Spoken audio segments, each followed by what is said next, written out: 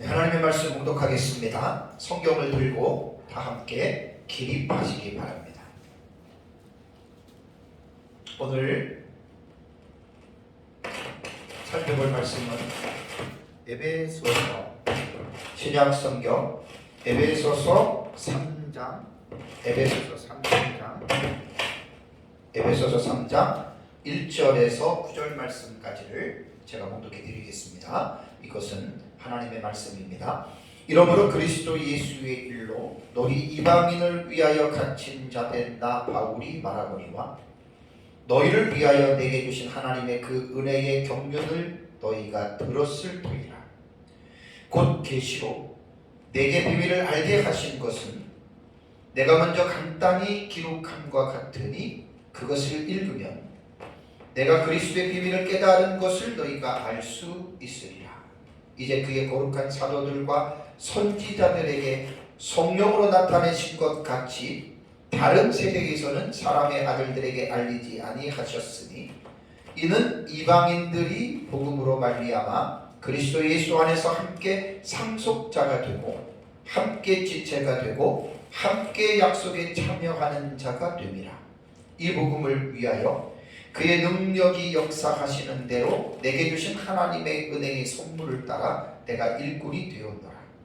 모든 성도 중에 지극히 작은 자보다 더 작은 나에게 이 은혜를 주신 것은 측량할 수 없는 그리스도의 풍성함을 이방인에게 전하게 하시고 영원부터 만물을 창조하신 하나님 속에 감추어졌던 비밀의 경륜이 어떠한 것을 드러내게 하려 하심이라. 아멘. 네, 앉으시기 바랍니다. 지난주에 에베소서 2장에 대한 부분을 설교를 마쳤습니다. 이제 한 6시간 동안의 에베소 2장의 말씀을 제가 설교했습니다.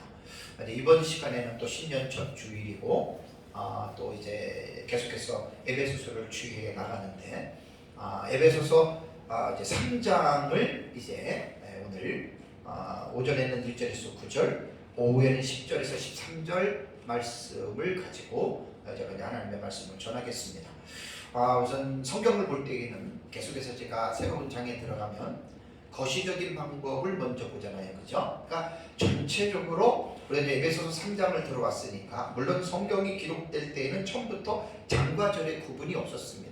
그냥 1장부터 6장까지 그냥 한 통의 편지로 기록이 되어졌기 때문에 뭐 장을 나눈다라고 하는 것은 별 의미는 없지만 그래도 또 우리가 의사소통을 원활하게 하기 위하여 장과 절을 나누는 것은 그런 대로 의미는 있다고 봅니다. 그러나 장과 절에 매여서 해석을 하게 되면 그것은 상식적으로도 그거는 납득할 수 없는 그런 내용이거든요. 그래서 3장이라고 하는 요한 어떤 그 문단이죠. 요 문단 속에 또 여러 가지 단락이 나누어지는데 전체적인 차원에서 거시적인 차원에서 제가 이제 여러분들에게 말씀을 드리겠습니다.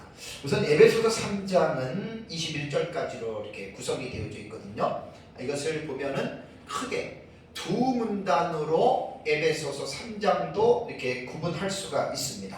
1절에서 13절, 그 다음에 14절에서 21절까지 문단으로 말하면 크게 이제 두 문단으로 이렇게 이제 구분이 됩니다.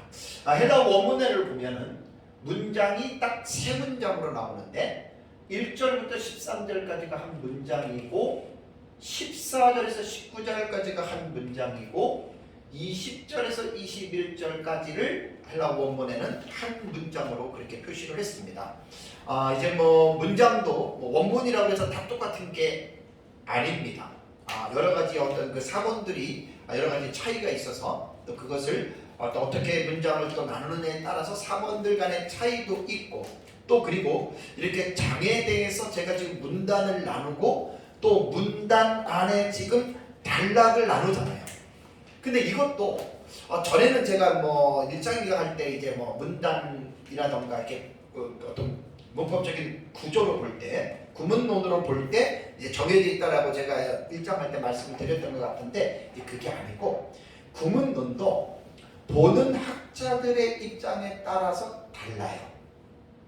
그러니까 참 이게 그러니까 이제 우리말로 기록된 인간의 언어로 기록된 또 이제 그 말씀이고 또 이것을 각 나라에 따라 어떤 글에 대한 법, 문법으로 읽잖아요. 자, 여러분 문법을 누가 만들었죠? 사람이 만들었죠. 그러니까 사람이 만든 것이기 때문에 절대적이지는 않다는 거예요. 문법도. 그래서 제가 이 부분을 제 멘토 목사님에게 이제 듣고 나니까 또 일리가 있습니다. 그러니까 구문론도 이 본문 자체가 딱 정해져 있다 이렇게 말하기도 애매한 거예요. 그래서 학자들마다 보는 관점의 차이는 이해를 하고 항상 이렇게 차이가 있다라고 말을 할 때에는 내 것만이 절대적이다. 혹은 내 것만이 옳다라고 말하는 자세들은 피차가 여러분 그것은 그렇게 주장하면 안 된다라고 하는 사실입니다. 그래서 오늘 이 본문을 보면은 이제 이 학자들마다 문단과 이게 단락을 이렇게 구분하는데 1절에서 13절 안에도요. 요 13절 안에도 두 단락으로 구분하는 학자들이 있고 세 단락으로 구분하는 학자들이 있고 네 단락으로 구분하는 학자들이 있어요. 또 네 부분으로 단락을 구분한다고 하더라도 똑같지 않더라고요. 그래서 저는 일단은 한 문단 1절에서 13절의 문단에 네 단락으로 저는 나눴거든요. 근데 이것도 똑같지 않더라고요. 그래서 저는 1절에서 6절을 한 단락으로 나누어서 1절에서 6절의 이 내용을 한마디로 표현하면 하나님의 구원의 비밀을 사도 바울이 이제 에베소 성도들에게 전한다라고 하는 내용이 있고 7절에서 9절은 이제 바울이 자신의 직분과 사명에 관해서 이야기를 하고요. 10절에서 12절이 교회의 역할과 사명. 이거 너무 중요합니다. 오후에 제가 이제 10절을 설교를 할 텐데 우리 교회 올해 표가 이제 10절입니다. 10절의 그 말씀대로 이제 우리가 하나님의 각종 지혜를 알리는 교회가 되자. 이게 이제 10절에 나오는 내용인데 너무 중요해요. 제가 설교 준비하면서 너무 은혜를 많이 받았어요. 오후에 제가 10절과 12절을 하고요. 다음에 이제 13절은 에베소 교회 성도들을 위한 바울의 기도가 됩니다. 네. 요거는 13절을 좀 잘못 좀 돼 있는 것 같네요. 13절은 에베소 교회 성도들을 위한 바울의 위로입니다. 기도가 아닙니다. 제가 책발을 다 잘못 썼어요. 바울을 지금 성도들을 위해서 바울이 지금 위로를 하는 그런 내용이거든요. 위로를. 네. 그래서 이제 이렇게 하고 그 다음에 14절과 21절은 다음 주에 제가 설교를 하는데 바울의 기도의 제목의 내용입니다. 그래서 이 문단에는 세 단락으로 제가 나누어서 14절과 15절은 기도 도입부가 나오고 16절과 19절은 기도의 내용, 20에서 21절은 영광송입니다. 하나님의 영광을 올리는 그런 노래로서 이제 이렇게 본문이 3장이 이제 구분이 됩니다. 그래서 이제 우리가 이제 성경을 볼 때에 항상 어떤 성경이든지 간에 구약이든 신약이든 또 어떤 책이든지 간에 거시적인 차원에서 멀리서 숲 전체를 관망하듯이 우리가 성경을 반드시 그렇게 봐야 된다라고 하는 말이죠. 그리고 나서 이제 숲속을 들어가듯이 이제 미시적인 방법, 이제 본문으로 들어갑니다. 자, 이제 본문을 주의를 합니다. 자, 이제 첫 번째 단락이 3장에서 보면 1절과 6절에 대한 요 한 문단에서 단락을 제가 잘랐습니다. 그렇다면 1절에서 6절에 해당되는 이것은 어떤 내용이냐면 바울이 하나님의 은혜의 경륜을 이제 에베소 교회 성도들에게 말하는 내용이 이제 1절에서 6절에 관한 내용인데 상당히 또 중요한 내용입니다. 자, 그러면 1절을 한번 볼까요? 3장 1절을 보면 이러므로 그리스도 예수의 일로 너희 이방인을 위하여 갇힌 자 된 나 바울이 말하거니와 라고 이렇게 말을 했습니다.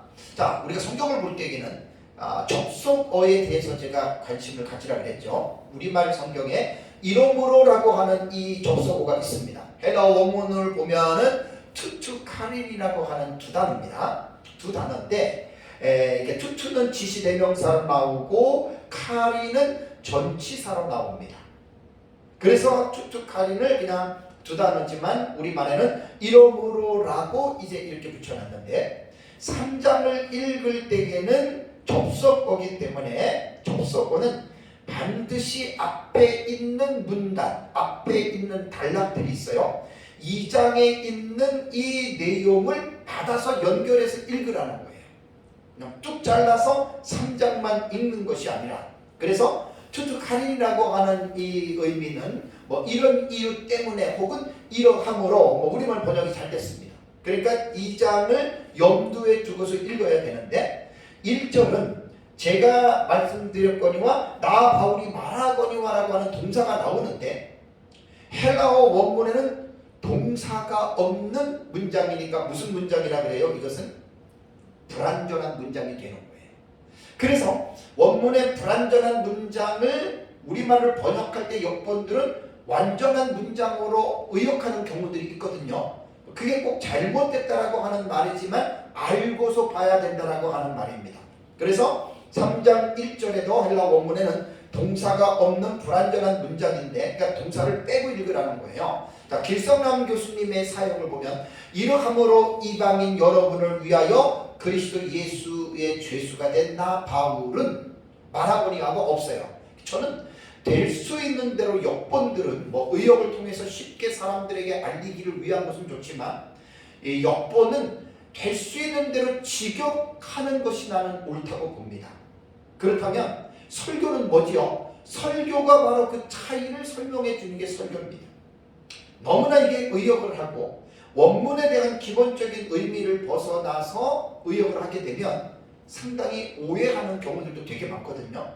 그러니까 대표적인 예로 2장 1절에 그런 허물가지로 죽었던 너희를 살리셨다가 우리말은 완전 문장이지만 불완전한 문장이에요. 카이휘마스라고 그리고 너희를 이라고 하는 대등접속사와 목적어밖에 없는 분사구문이거든요. 그러면 우리말을 그렇게 해버리면 1장 19절 20절에 있는 그 내용을 상기시키지 못하는 거예요. 그래서 저는 역본은 될 수 있는 대로 직역을 하는 것이 옳다. 그래서 우리나라에 나온 많은 역본들 중에 이학재 교수님이 번역한 마사 성경 상당히 제가 강추합니다. 그 성경들 꼭 하나씩 갖고 있으면 좋습니다. 그래서 이제 그 개역 개정과 바른 성경과 표준 성경에는 나 바울은 말하거니와 동사를 집어넣었잖아요. 이렇게 됐고 이건 임의로 삽입을 한 겁니다. 또 공동 번역은 한 걸음 더 나가서 하나님께 기도드립니다 이렇게 번역을 했습니다. 하나님께 바울은 기도드립니다 이렇게 말을 했거든요. 뭐 꼭 틀렸다는 말은 아니지만 원문에 대한 이 부분들을 무시하면 안 된다는 말입니다. 자, 우리가 이전에 봤던 개역 성경과 한문 성경은 동사 집어넣지 않고 갇힌 자 된 나 바울은 이렇게 했습니다. 저는 이렇게 하는 것이 훨씬 더 낫다라고 봅니다. 자, 그렇다면 1절에서 이제 2절과 연결해서 이제 보면 이제 그리스도 예수 일로 너희 이방인을 갇힌 자 된 바울이라고 말을 했는데 여기에서 지금 보면은 갇혀 있다라고 하는 이 부분이 좀 특이한 내용이잖아요, 그죠? 자, 갇힌 자라고 하는 이 말은요, 이제 데스미우스라고 하는 이 단어는 사슬에 매이거나 감옥에 갇힌 죄수를 말합니다. 죄수를 말합니다. 그렇다면 에베소서를 기록할 당시 바울이 어디에 있었다 그랬죠? 로마에 있었고 어떤 신분에 있었죠? 죄인의 신분으로 지금 수감이 되었잖아요. 그러니까 바울은 오늘 1절에서 자신이 지금 그 죄인으로서의 지금 수감이 되어져 있다고 이야기를 하는데 왜 자신이 죄인이 되었는지를 1절에서 딱 두 가지로 두 포인트에서 이야기를 합니다. 자, 1절에는 그리스도의 예수의 일이라고 하는 말을 했습니다. 그런데 여기서도 원문에 보면 예수의 일이라고 하는 이 단어는 없어요. 그냥 그리스도 예수 해가지고 그리스도 예수 해서 소유격입니다. 그러니까 그리스도 예수에게 소유된 또 그것으로 인하여 갇혀 있다라고 이렇게 봐야 되는 거예요. 그래서 우리말은 조금 더 쉽게 이해하기 위해서 그리스도 예수의 일이라고 하는 말을 집어넣는데 원문을 직역한 성경들을 보면 이렇게 번역이 안 됩니다. 그래서 제가 이걸 좀 몇 가지를 살펴보니까 마사 성경은 너희 이방인들을 위한 예수 그리스도의 갇힌 자다 이렇게 요 해석이 훨씬 더 낫습니다. 그러니까 그리스도 일로 갇혔다라고 하는 말은 설교자들이 해석을 할 때 알아듣기 쉽게, 그러니까 이 원문을 직접 볼 때에는 바울은 그리스도의, 마사 성경은 그리스도의 포로다, 그리스도의 죄수다, 이렇게 말하는 거예요. 그래서 서상근 목사님에게 때 원문을 공부를 했는데 그분도 예수 그리스도의 수감자, 그러니까 예수 그리스도의 소유격을 반드시 집어넣어서 이야기를 해야 됩니다. 그래서 어쨌든 바울은 왜 죄수가 됐느냐? 예수 그리스도에게 소유가 되었기 때문이라는 거예요. 원래의 원문에 직역하면 예수 그리스도에게 소유가 됐기 때문에. 그래서 이제 예수님의 말씀에 보면 너희가 내 이름 때문에 그러죠, 그죠? 왜 예수님 이름 때문에 그러죠? 우리는 바로 예수 그리스도의 소유입니다. 그리스도 예수예요.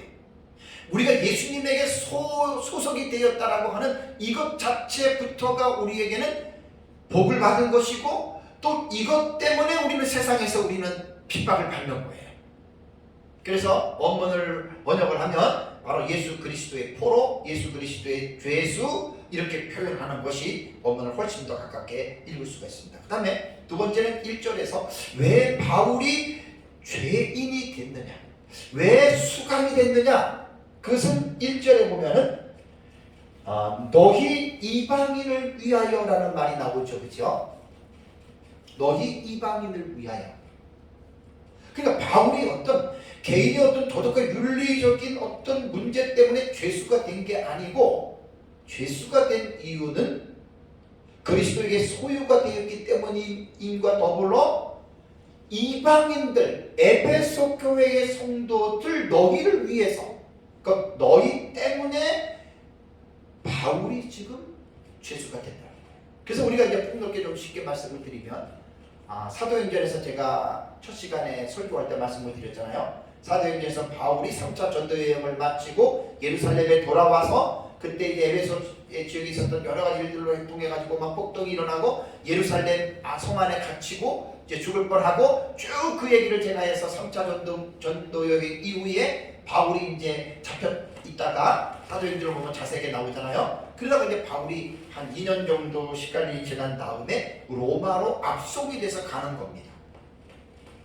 그러니까 바울은 어떤 다른 어떤 그러한 도덕과 윤리적인 문제로 인해서 바울은 죄인의 신분이 된 게 아니라 바로 복음 때문입니다.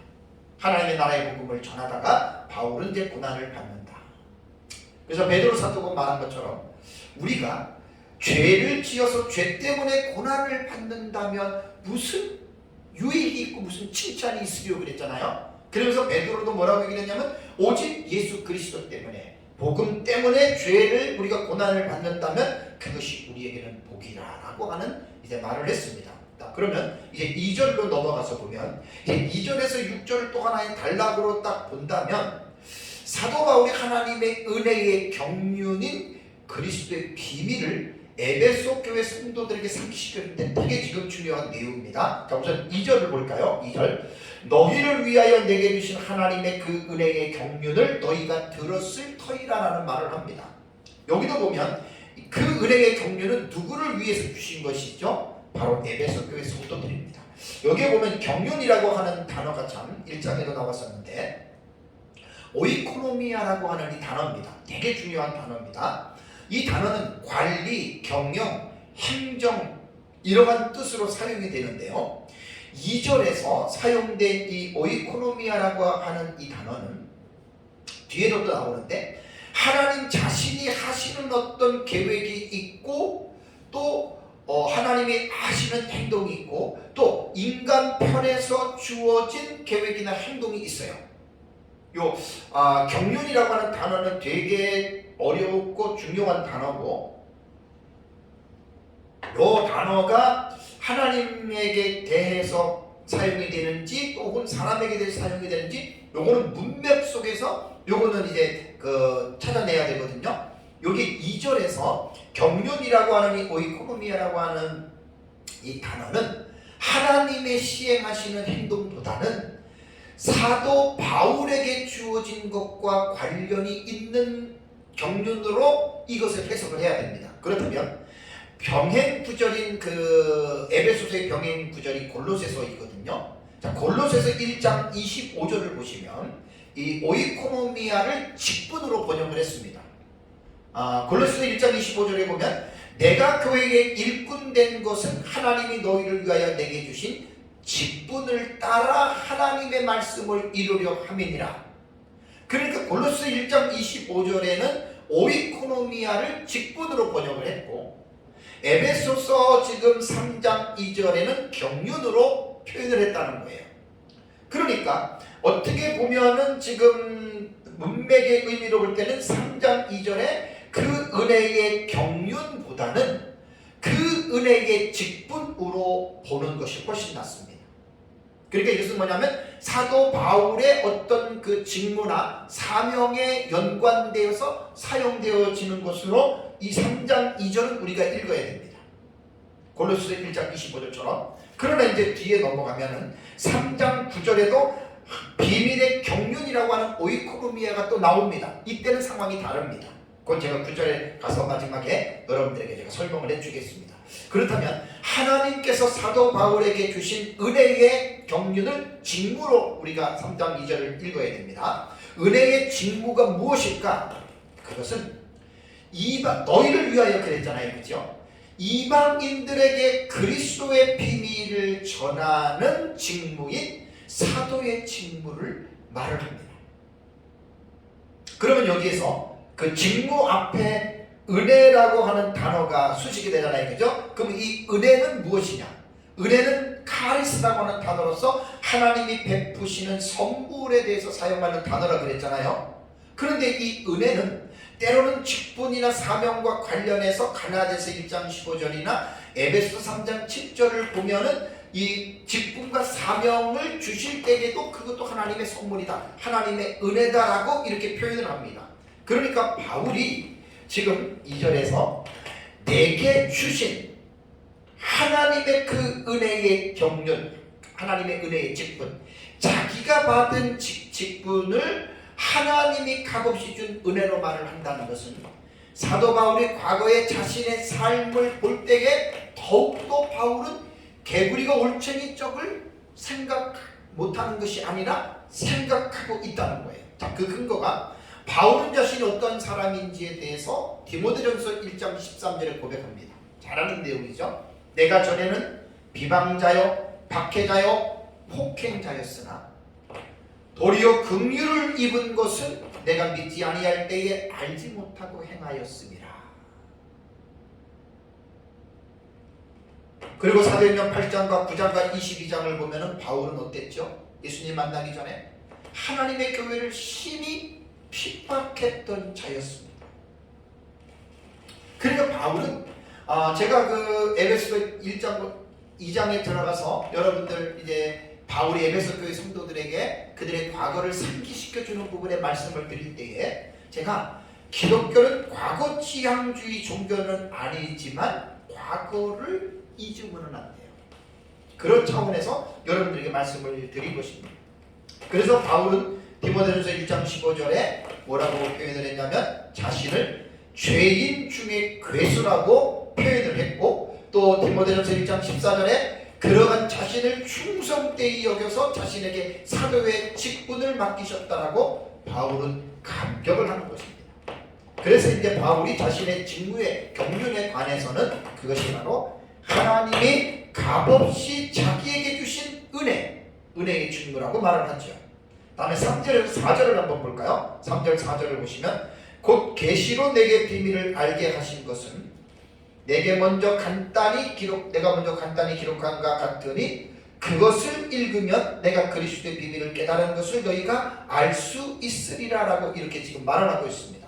그러니까 하나님으로부터 받은 직무는, 경륜은 비밀이라는 거예요. 비밀. 그 자신에게 주어졌고 그것을 바울은 간단히 기록했다라고 말을 했는데 어디에다가 기록했죠?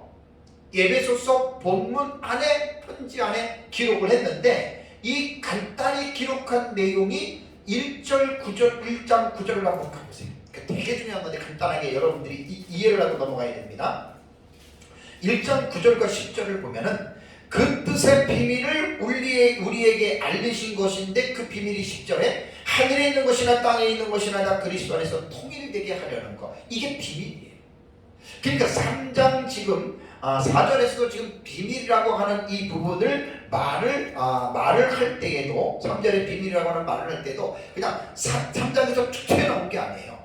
1장 9절과 10절에서 말한 그 비밀을 지금 다시 말씀을 드리는 거예요.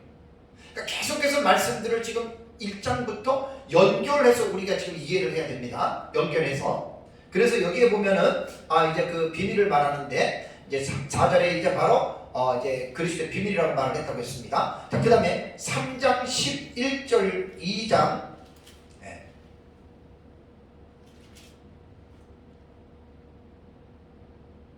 3장 11절과 12절의 문단에서도 보면은 이방인들의 그 구원에 관한 2장이거든요. 2장 11절에서 22절을 보면은 이것도 이제 비밀이 뭐냐 간단히 기록한 것은 이미 2장 11절과 22절에 기록한 이방인들의 구원을 지금 말하는 거예요. 그래서 3장 그 3절에 계시로 너에게 비밀을 아닌 것을 먼저 기록했고 그 다음에 4절을 보면 그것을 읽으면 너희가 그리스도의 비밀을 깨달으리라라고 말을 했잖아요. 그것이 바로 1장 9절과 10절 2장 11절과 12절 문단에서 기록한 이방인들의 구원과 그 다음에 1장 9절과 10절은 하늘에 있는 것이나 땅에 있는 것들을 통일하는 이게 정말 기가 막힌 여러분 비밀입니다. 그래서 비밀이라고 하는 이 미스테리온이라고 하는 이 단어는 신비라고 하는 뜻으로도 번역이 되는데요. 바울 서신에서 21번이 사용이 됐는데 에베소서에만 이 미스테리온이라고 하는 비밀을 6번 사용했습니다.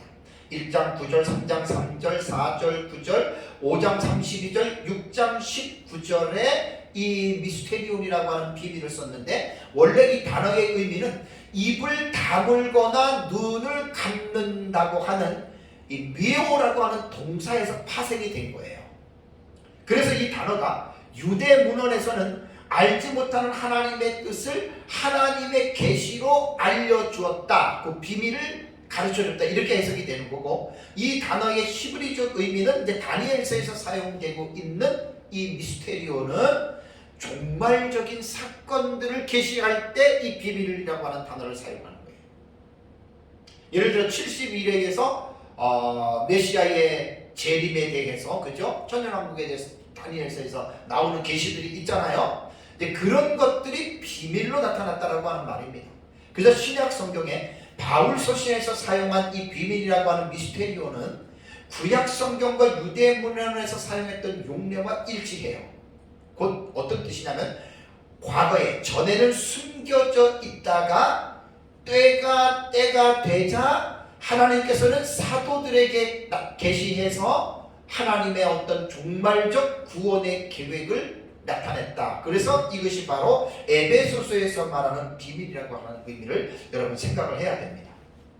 그래서 4절에 나오는 이 비밀 다시 에베소서 3장 4절을 보면 그것을 읽으면 그리스도의 비밀을 이제 너희가 알 수 있다라고 이렇게 말을 했고요. 말을 했는데 근데 이 비밀이 어떻게 비밀이 하나님께서 나타내시냐면 5절에 나옵니다.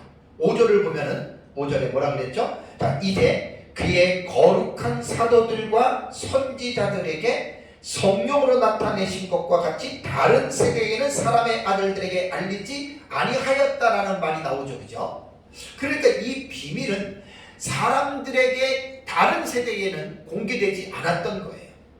그러면서 때가 되자 그의 거룩한 사도들과 선지자들에게, 그러니까 구약시대의 선지자들과 신약시대의 사도들은 창세전에 하나님께서 계획하신 비밀들을 공개하는 도구로 하나님께서 사용을 하신 것입니다. 그래서 이제 이것이 구약시대의 어떤 계시가 신약시대 사도들에게 이제 이렇게 계시가 이제 하나님께서 비밀을 나타내셨다라고 이렇게 이제 볼 수가 있습니다. 본문에는. 자, 그렇다면 그 비밀은 뭐냐? 본문 안에 나옵니다. 문단 안에 6절을 볼까요? 6절을 보시면은 자, 이는 이방인들이 복음으로 말미암아 그리스도 예수 안에서 어떻게 해요? 함께 상속자가 되고 함께 지체가 되고 함께 약속에 참여하는 자가 됨이라. 그러니까 이 3장 1절에서 지금 13절의 이 문단 안에 비밀이라고 하는 미스테리온이라고 하는 이 부분을 설명하면서 6절의 그 비밀의 내용을 다 공개를 지금 한 겁니다. 여기에 보면은 6절에는 이제 유대인들과 이방인 성도들입니다. 모든 유대인, 모든 이방인이 아니라 믿는 유대인과 믿는 이방인 성도들이 서로 연합이 되는 거예요. 연합. 그래서 함께라고 하는 의미인 접두어 쉼이라고 하는 이 접두어를 써서 이제 형용사 3개가 나오죠. 상속자, 지체, 약속에 참여하는, 요거는 원래 이제 명사형으로 나왔지만 원래 이게 형용사예요.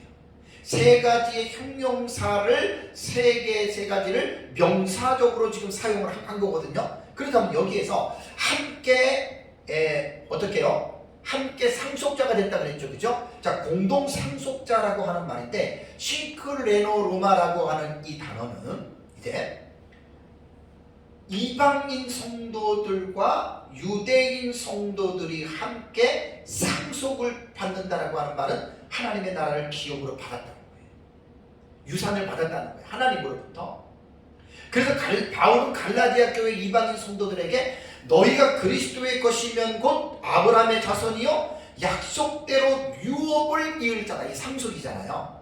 또 갈라디아서 4장 7절에도 그러므로 내가 이후로는 종이 아니요 아들이니 아들이면 하나님으로 말미암아 유업을 받을 것이야.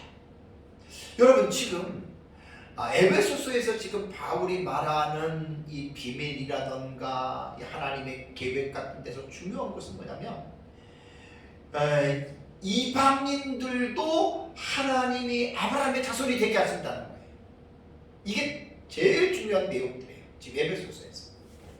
그래서 그들이 구약시대의 이스라엘 백성들에게만 하나님이 있었고 하나님을 불렀던 그런 것들처럼 이제 이방인이었던 너희들도 이제 예수 그리스도를 통해서 예수 그리스도 안에서 과거의 유대인들이 하나님을 누렸던 그러한 것들을 너희들이 함께 같이 누릴 수 있다. 이게 사실 핵심적인 내용이에요. 그래서 함께 이제 상속자가 되고 그 다음에 또 뭐죠? 함께 지체가 됐다 그랬죠. 그죠? 함께 지체. 휘소마라고 하는 이 단어는 아주 특별한 용어입니다. 같은 몸에 속한 지체라는 뜻이에요. 휘소마가. 뭘 말하죠? 이방인들과 유대인들은 같은 몸이 아니잖아요. 혈통적으로 분리되어 있잖아요. 그렇죠? 근데 분리되어 있던 그들이 지금 휘소마라고 하는 단어는 같은 몸에 속한 지체가 된다. 이거는 과거부터 있었던 예를 들자면 유대인들의 그 무리 속에 이방인들을 집어넣는 것 아닙니다, 여러분. 이거 그런 뜻은 전혀 아닙니다. 과거부터 존재했던 게 아니라 새로운 실체입니다. 그래서 에베소서는 우리가 2장에서 살펴본 대로 한 몸이 됐다고 얘기를 했고 또 뭐라 그랬습니까? One new man이에요. 한 새 사람. 과거에 있던 곳에 이방인들을 집어넣는 게 아니라 구약시대에 있었던 유대인들 가운데 믿는 자들을 하나님이 예수 그리스도에서 예수를 통해서 뽑아내고 이방인들 가운데서 믿는 사람들을 불러내서 이 둘을 완전한 새로운 뉴입니다. 뉴. 새로운 한 사람으로 이게 함께 지체가 되었다라고 하는 휘소마의 의미입니다.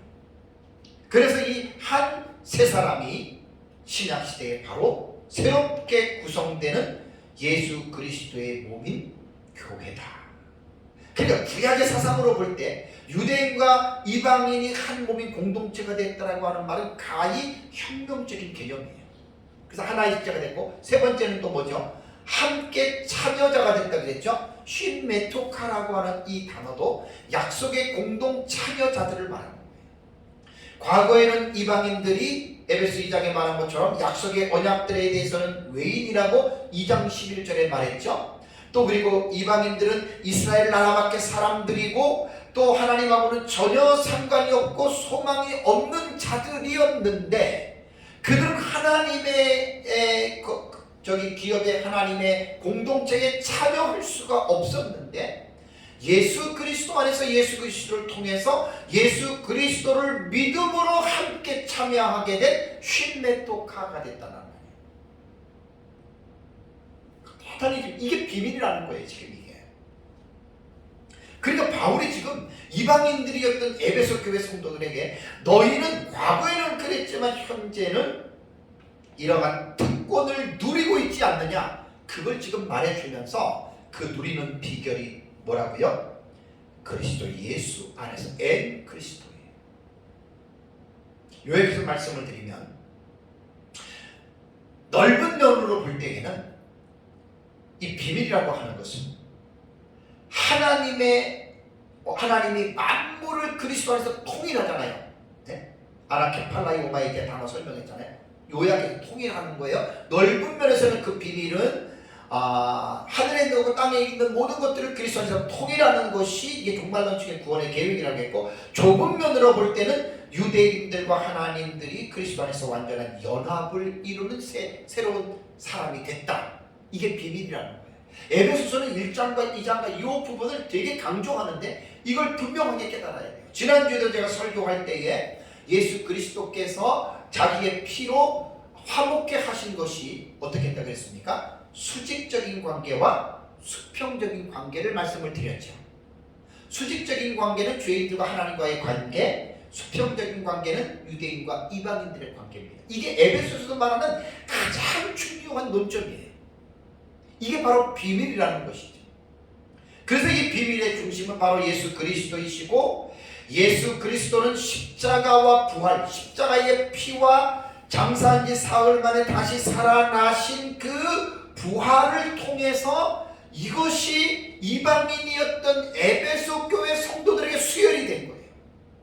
그래서 에베소 교회들이 이 사실을 그들이 받아들임으로 말미암아, 그 비밀을 깨달음으로 말미암아 그들이 이 하나님의 약속에 참여하게 되는, 그래서 함께 상속자가 되고 함께 지체가 되고 함께 약속에 참여하는 이 놀라운 기적을, 놀라운 복을 이들이 받았다라고 하는 말입니다. 그래서 에베소서 쌍둥이 소신이라고 불리는 골로새서에는 너희 안에 계신 그리스도가 곧 비밀이다, 아주 리얼하게 표현했습니다. 그래서 골로새서 1장 26절과 27절을 보면 27절에 이 비밀은 뭐냐? 너희 안에 계신 그리스도다. 그러니까 그리스도가 비밀이라는 거예요.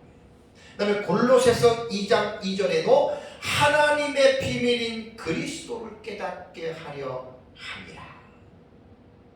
우리가 예수 그리스도를 인격적으로 만났다, 우리가 예수 그리스도를 믿었다면요, 지금 바울이 에베소 교인에게 강조하는 미스테리온, 이 비밀을 우리는 깨달은 거예요. 그래서 이 예수 그리스도를 통해서 우리는 이미 하나님께서 신약시대 새로운 사람으로 만든 한 새 사람 안에 우리가 지금 들어와 있다는 거예요. 그리고 지난주에 말씀드린 것처럼 우리는 교회의 일원이 되어서 개인적으로 혼자서 믿음이 자라는 게 아니라 함께 하나의 공동체가 된다는 거예요. 여러분, 놀라운 의미입니다. 교회가 그냥 교회 다니면서 기도해서 복만 받아 누리는 그런 데가 아니라 함께 한 공동체로서 이제 나가는 겁니다. 그 다음에 이제 마지막 7절에서 9절의 단락을 보시면 이제 바울이 여기에서 자신의 직분을 받았고 자신의 사명에 대해서 이제 말씀을 합니다. 자, 7절을 볼까요? 7절을 보면 이 복음을 위하여 그의 능력이 역사하시는 대로 내게 주신 하나님의 은혜의 선물을 따라 내가 일꾼이 되었노라라고 이렇게 말을 합니다. 그러니까 바울이 에베소 교회 성도들에게 그리스도의 비밀을 지금 설명을 하고, 나는 이 비밀에 관계되어서 나는 복음의 일꾼이 되었다, 이렇게 말합니다. 근데 일꾼이 그냥 된 게 아니라 그의 능력이 역사하시는 대로입니다. 이게 바로 성령의 능력으로 보고 하나님의 직분의 능력입니다. 그 다음에 은혜의 선물을 따라 일꾼 되었다, 갑옷이 됐다. 자기가 무슨 사도가 되기 위해서 기도 많이 하고 공부 많이 하고 그런 게 아니라는 거예요. 오늘날도 마찬가지입니다.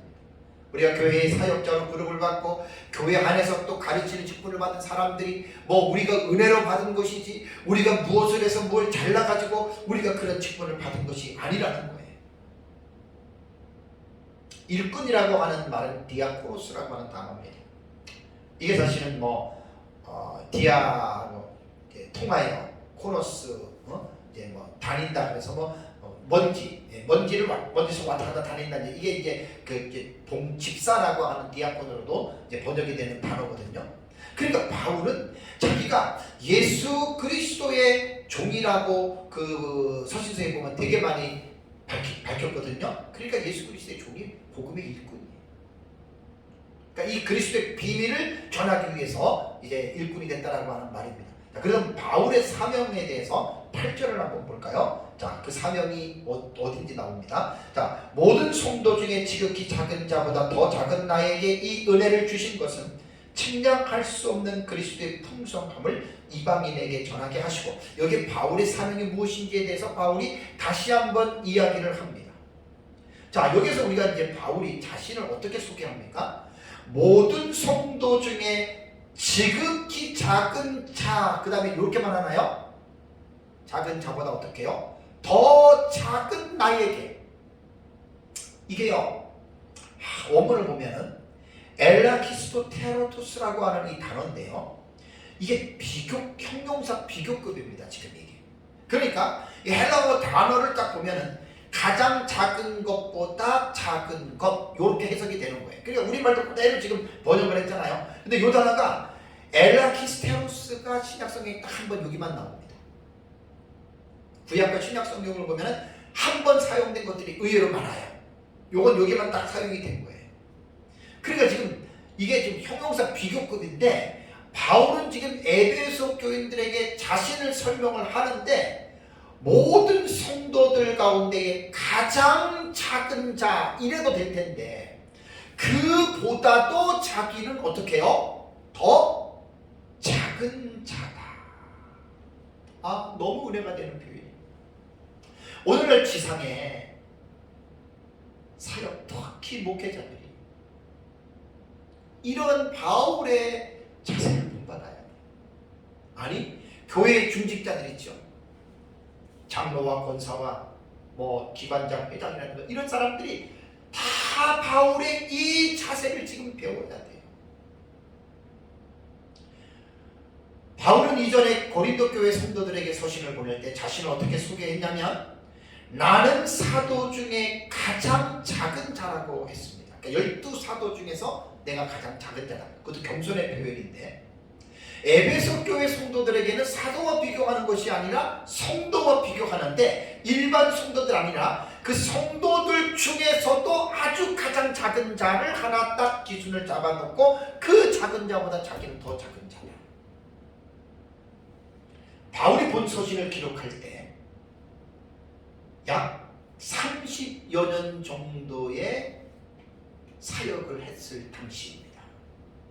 저도 지금 목회를 지금 한 32년 정도 제가 지금 했거든요. 근데 이걸 딱 보면서 30년이면 바울이 이제 순교당할 날이 얼마 안 남았거든요. 30년이면 얼마나 많은 사역을 했습니까, 바울이. 그러면서 이제 이 마지막 에베소 교인들에게 자신을 소개할 때는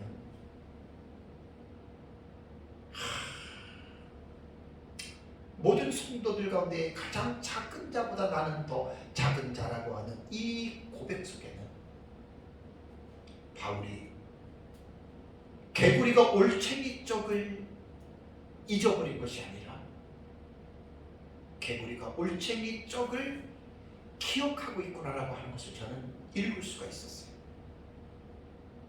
아까도 말씀드린 대로 바울이 디모데에게 내가 예수님을 만나기 전에는 비방자요, 폭행자요, 회방자라고 얘기를 했잖아요. 정말 어떻게 보면 하나님으로부터 용서를 받을 수 없는 그야말로 무가치한 자입니다. 오히려 예수는 하나님의 교회를 심히 박해하는 엄청난 그런 적대적인 사람이었음에도 불구하고 그가 예수 그리스도를 만나고 나서 그 비밀을 깨닫고, 그리고 이제 성령의 능력에 붙잡혀서 한 30여 년 사역을 하고 인생의 황혼에 순교의 날을 몇 년 남겨두지 않는 가운데 바울이 자신을 에베소 교회 성도들에게 나는 이러한 자다. 저는 상당히 제가 공감을 했습니다. 설교를 준비하면서 상당히 공감을 했습니다. 저도 32년 정도의 목회를 하면서 무슨 말인지 제가 알겠어요. 사람은 끊임없이 겸손해야 합니다. 따지고 보면 우리가 한 것은 없지요. 하나님의 은혜로 했지. 그것을 바울은 아는 거예요. 고린도전서 15장 10절에도 내가 다른 사도보다 더 많이 수고를 하였지만 이것은 내가 아니요, 내가 한 것이 아니요, 나와 함께 하신 하나님의 은혜로 된 것이라고 하는 고백을 했습니다.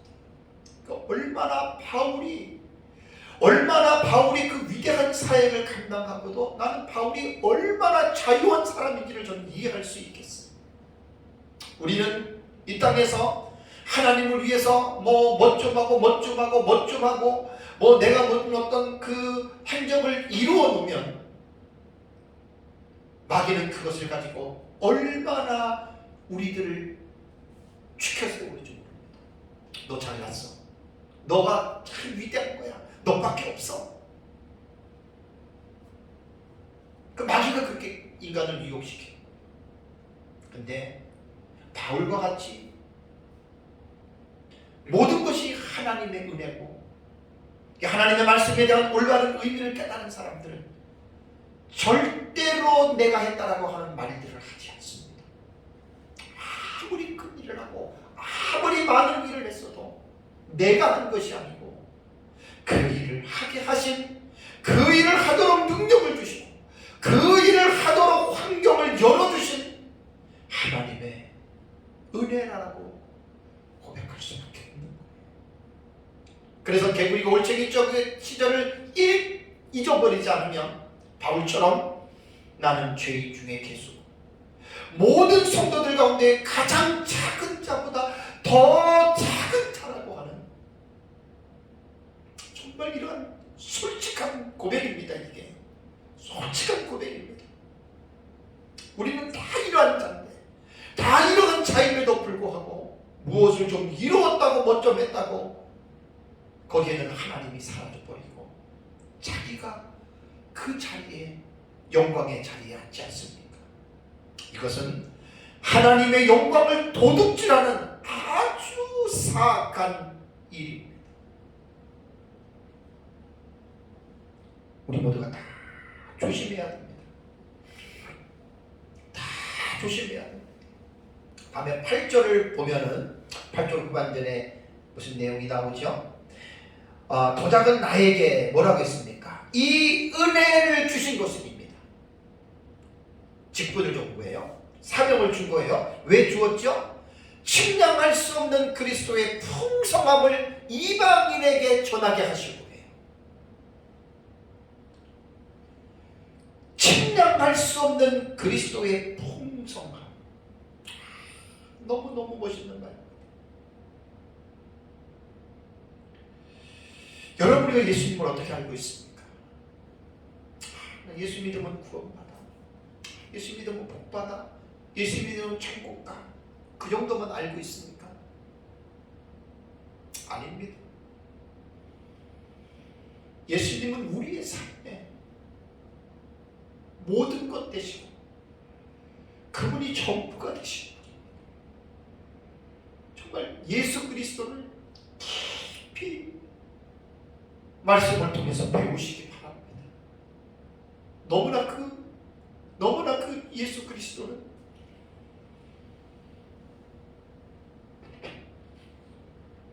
예수 그리스도 자체가 모든 보합니다. 그분 안에 모든 것이 다 있어.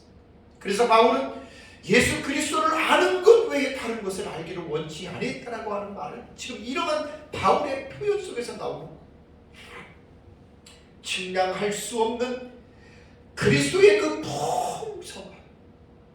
여러분들은 그리스도를 어떻게 알고 있습니까?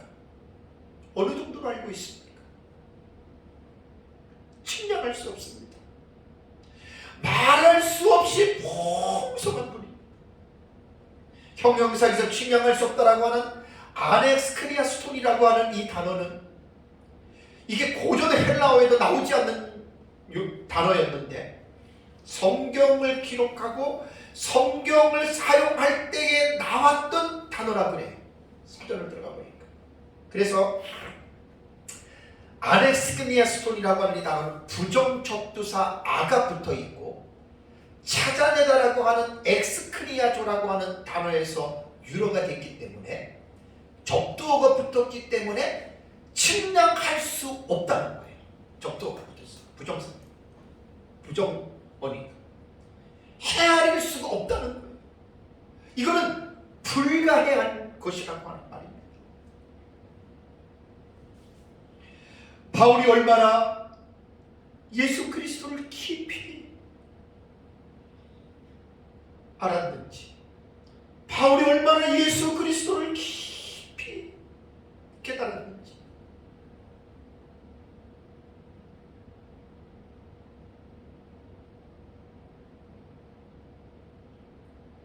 그 예수 그리스도의 풍성함은 도저히 인간으로서는 측량할 수 없습니다. 너무 놀라운 고백 아닙니까?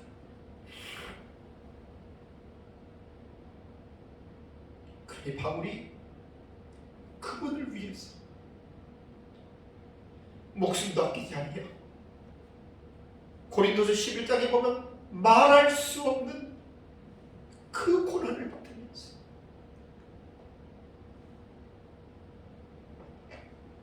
우리가 각자가 예수님을 어떻게 아느냐에 따라서 우리의 믿음과 우리의 삶은 여러분 반응합니다.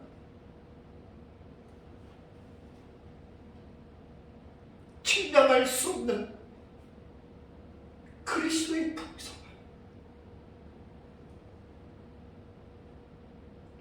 예수 그리스도. 예수라고 하는 이름만 생각하면 예수님이라고 하는 그분을 떠올리기만 하면 우리 마음속에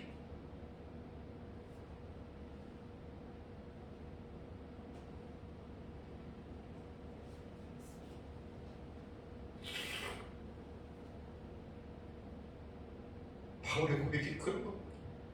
자기에게 이 은혜를 주신 것은 측량할 수 없는 그리스도의 풍성함, 도저히 헤아릴 수 없는 그 그리스도의 풍성한 사랑, 하나님의 그 풍성한 은혜를 이방인에게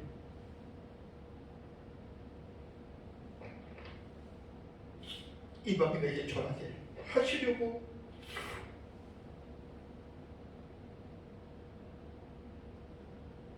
하나님이 자기에게 직분을 주셨다는 말이지.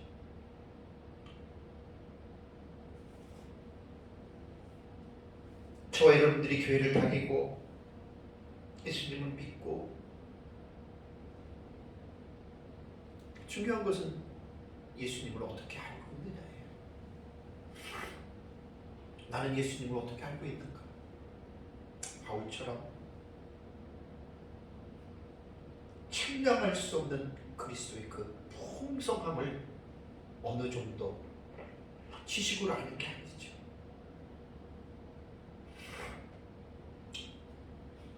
다음에 이제 9절을 보면은 바울의 사명이 이제 이방인들에게 알린다라고 8절에 전하게 하시고 그랬잖아요. 그래서 이제 이게 2장 7절에도 보면은 이는 그리스도 예수 안에서 우리에게 자비하신 부분의 지극히 풍성한 오는 세대에 나타내시기 위해서 하나님이 바울뿐 아니라 모든 그 시대마다 하나님의 종들을 사용하시고 성도들을 사용하십니다.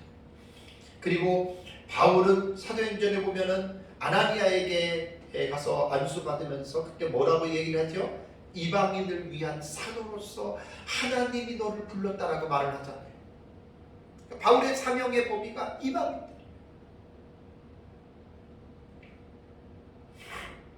구절을 보시면 영원부터 만물을 창조하신 하나님 속에 감추어졌던 주인의 경륜이 어떠한 것을 드러내게 하려 하심이라. 여러분, 그리스도의 비밀은 2절에 말한 3절에 말한 이제 그 은혜의 경륜, 그다음에 이제 3절에 비밀이 나오잖아요. 이거 뭐 1장에부터 나오는데 이 비밀이 영원 전부터 하나님 속에 감추어져 있었다는 말이에요. 이게 전에는 드러나지 않았다는 거예요. 여기 보면 이제 경륜이 나오잖아요. 경륜이 오이코노미아라고 하는 단어예요. 아까 2절에서는 바울이 개인적인 직분으로 이 오이코노미아라고 하는 단어를 사용을 했지만 여기 9절에서 나오는 경륜인 오이코노미아는 인간에게 사용하는 단어가 아니라 하나님의 종말적 구원 계획인 그 비밀이라고 하는 용어와 함께 사용되어졌기 때문에 하나님의 구원을 이제 말씀하신 것으로 봐서 하나님의 행동을 뜻하는 것으로 보는 것이 가장 옳습니다. 그렇다면 9절의 말씀은 이런 말씀이죠. 하나님 안에 영원 전부터 감추었던 비밀, 곧 구원의 계획, 아까 6절에서도 함께 상속 이런 겁니다. 이방인들에게 나가는 거. 이 계획을 하나님이 어떻게 사도들에게 알리셨나, 또 그것을 어떻게 시행하여 이방인들과 유대인들의 구원을 이루셨는지를 모든 사람들에게 밝히 알려주는 것이 자신이 해야 할 사명이라고 바울이 이야기를 하는 거예요. 그래서 바울은 사도행전을 보면 1차 전도여행, 2차 전도여행, 3차 전도 여행을 통해서 바울은 4차까지는 로마까지 해가지고 바울이 이 이방인들을 향해서 그의 한 몸을 불살랐던 거예요.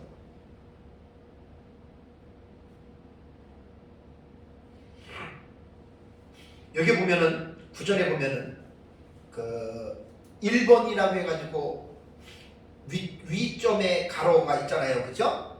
이 1번이라고 하는 거는 여러분도 아시다시피 이 번호를 매긴 것은 난외주 혹은 난하주라고 말해요.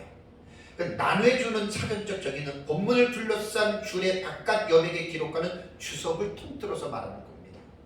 그래서 우리말 성경에도 보면은 1번에서 밑으로 내려가 보시면 어떤 사본에는 뭐라 그랬습니까? 이 9절 해놓고 처음에 모든 사람들에게 있음 그랬죠. 그죠?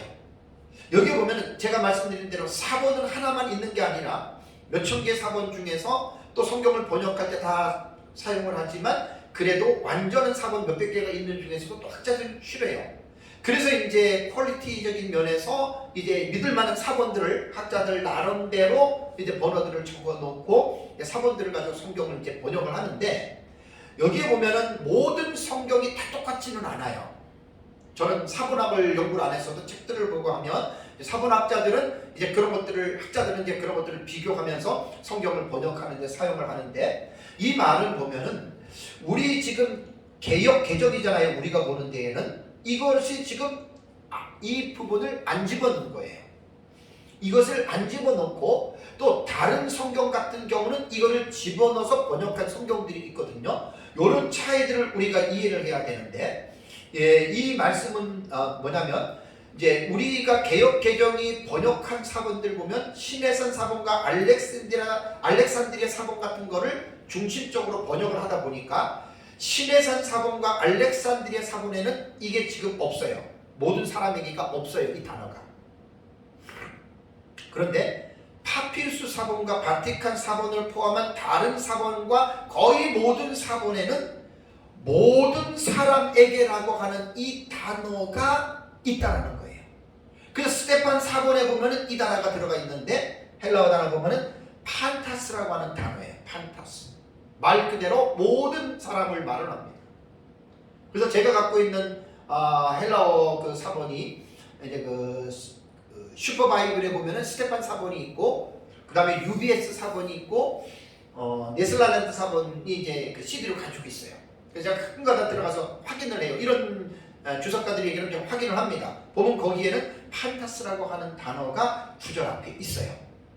그래서 제가 볼 때에는 이게 뭐 이 판타스 모든 사람을 집어넣는다고 해서 성경적인 문제가 된다면 그것을 우리가 거절해야 되지만 모든 사람이라고 하는 이 단어가 다른 사본에도 있기 때문에 뭐 파피루스 사본이나 바티칸 사본에 있기 때문에 그 학자들이 인용하는 사본들이거든요.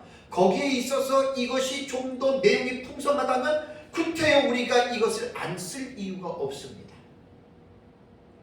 그래서 9절 앞에 모든 사람에게라고 하는 이 판타스라고 하는 단어를 삽입해서 읽으면 바울의 사명의 그 범위가 모든 사람이라게 되는 거예요. 이렇게 읽으면 좋다라고 하는 말입니다.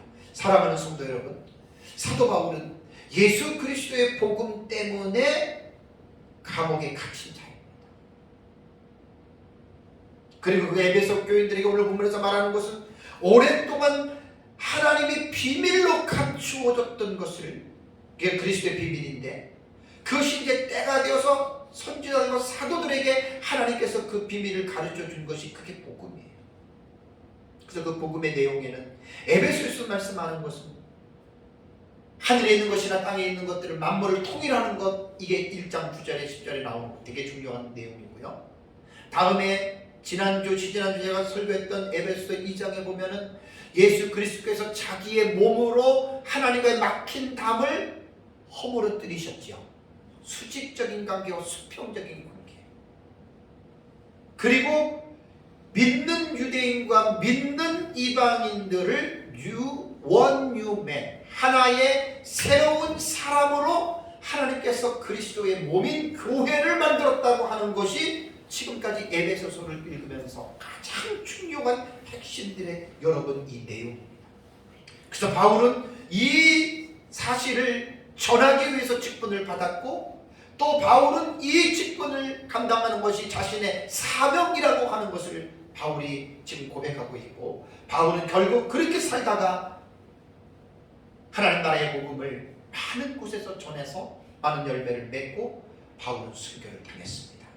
2023년 새해에 저도 그렇고 여러분도 그렇고 우리 교회가 이 하나님의 비밀, 이 하나님의 놀라운 이 은혜의 경륜에 대한 이 비밀을 우리가 할 수 있는 대로 많이 전해서 하나님께 영광을 돌리고 또 하나님의 이름을 드높이는 삶을 사시기를 주님의 이름으로 축복합니다.